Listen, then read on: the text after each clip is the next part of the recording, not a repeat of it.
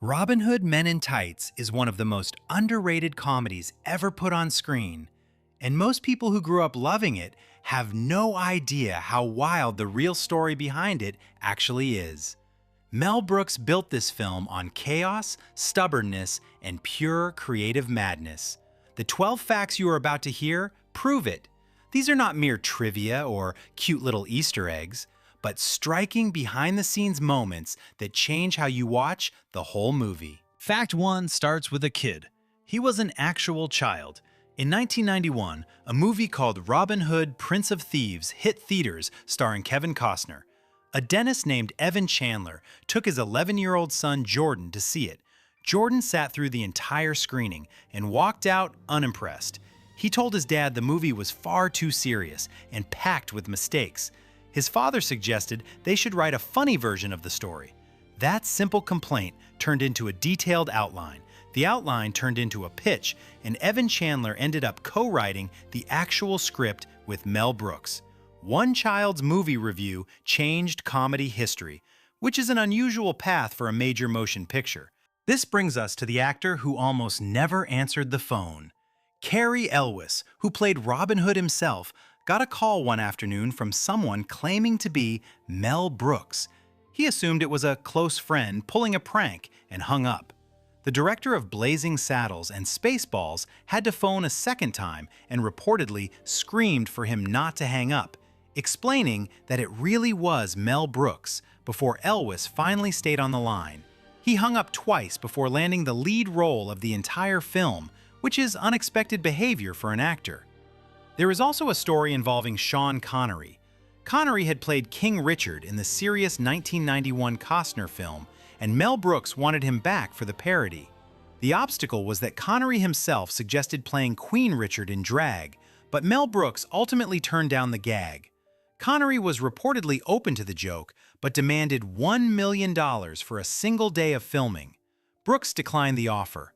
Instead, he hired Patrick Stewart, and Stewart spent his screen time performing an exaggerated Scottish accent that was a direct, playful dig at Connery. Rejection turned into an amusing form of creative revenge. Another surprising detail is that Hulk Hogan could have been in the film. The role of Little John, the large, friendly giant of Sherwood Forest, was offered to Hogan first. He turned it down because he chose to focus on his professional wrestling career. A wrestling superstar passed on a Mel Brooks comedy to play a role in a family movie instead. The role went to Eric Allen Kramer, who delivered an outstanding performance. Every time you watch Little John on screen, you can envision a version of this movie where Hulkamania ran wild in medieval England. Dave Chappelle's entry into Hollywood happened right here, and it is a highly memorable story. Men in Tights was his very first film. He played Achu, the cool medieval sidekick with suspiciously modern energy. During a major fight scene, Dave showed up wearing his actual Reebok pump sneakers with his period costume. Nobody caught the footwear choice before cameras rolled. Instead of reshooting the sequence, Brooks loved the mistake so much he wrote in a gag where Achu pumps up his sneakers mid-battle before charging into the fight. A wardrobe error became one of the film's most popular moments, proving that some filmmaking instincts cannot be taught. Tracey Ullman's performance as Latrine the Witch is memorable, but most of what you see in her funniest scene was never in the script. When the Sheriff of Rottingham crashes through the ceiling and lands in her bed, the fall was carefully planned. Everything after that was pure improvisation. Ullman grabbed him, reacted, and delivered lines on the spot that nobody had written. Roger Rees, who played the sheriff, showed genuine shock on his face in several takes because he had no idea what she would do next. What you are watching on screen is one performer completely making it up while another tries to survive the scene. Here is a detail that rewards you for re-watching. Prince John's mole moves. Richard Lewis played the villain with a large fake mole stuck somewhere on his face. Watch it from scene to scene and you will catch it migrating around like it has its own agenda. It appears on his chin in one shot, his cheek in the next, and near his nose in another. This was a deliberate joke, poking fun at the continuity mistakes common in big studio films, and the makeup crew had to reposition it to a fresh spot every single shooting day. Most viewers never catch it during their first viewing, but you will never miss it again. The music almost did not exist. Mel Brooks wrote the lyrics to the original songs in the film, which meant everything to him creatively.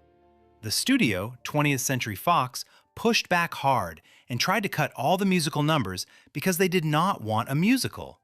Brooks refused to move an inch. His stubbornness on this single point is the only reason the Men in Tights theme song survived. This is the very song performed later in the movie, which many viewers still find themselves humming years later. The studio nearly erased it, but one director's refusal kept it alive. Richard Lewis developed a fever of 106 degrees near the end of production. That number is not an exaggeration, as medical guidelines flag anything above 103 as dangerous. Lewis was hospitalized with hepatitis A, and when Mel Brooks called his hospital room, suggesting he finish his final scene on a stretcher, Lewis flatly refused and hung up the phone. Despite the severe illness, the assistant directors and production managers kept the schedule moving, and Lewis showed up to set. He delivered every line. His performance came out so precise and so funny that nothing in his comedic timing hints at how close to collapse he actually was. That level of commitment deserves far more recognition than it gets. The accent joke lands perfectly if you know its target. Cary Elwes looks directly into the camera and says that unlike some other Robin Hoods, he can speak with an English accent. That line is a direct burn aimed at Kevin Costner, whose entire 1991 performance used a flat American accent while portraying a medieval English nobleman. Critics noticed immediately at the time and were highly critical of it. Brooks took that widespread frustration and turned it into a single punchline featuring one sentence, one look at the camera, and one blockbuster gently dismantled. What most viewers do not realize is that Brooks had been waiting to make this film for nearly 2 decades. Back in 1975, he co-created a TV sitcom called When Things Were Rotten for ABC, which was also a Robin Hood parody. The show lasted 13 episodes before low ratings caused its cancellation. For 18 years, Brooks held on to every instinct, every idea, and every joke that never found its moment. He even brought back Dick Van Patten, who played Friar Tuck in that old 1975 sitcom, and cast him as an abbot in Men in Tights. A canceled network show from the Ford administration became the blueprint for a beloved comedy classic. The final fact might be the most physically impressive thing in the movie. During the archery contest near the end of the film, Robin Hood fires a single arrow that gets split and then wins the tournament by firing a self-navigating Patriot arrow. In 1993, computer effects were not capable of pulling that off convincingly on a real budget, so they did not fake it. Cary Elwes trained for weeks with a certified archery instructor named Jack Verbois, so he could look authentic handling the bow. But the impressive multi-arrow shots in the film relied on clever, practical special effects. Elwes pulled it off without a safety net, and that moment you always assumed was some kind of camera illusion actually involved genuine skill, where weeks of practice turned into a few seconds of screen time. 3 decades after its release, Robin Hood Men in Tights still hits. The jokes still land, and the cast still brings outstanding energy. Now you know the layers of madness behind every minute of it, from a child's complaint and a director who kept calling, to a wrestler who chose babysitting and the fever that Richard Lewis fought through. The improvisation outran the script, and every single one of these facts makes the movie richer and funnier. You can share your thoughts in the comments, support the video, and subscribe because there are many stories exactly this good waiting for you.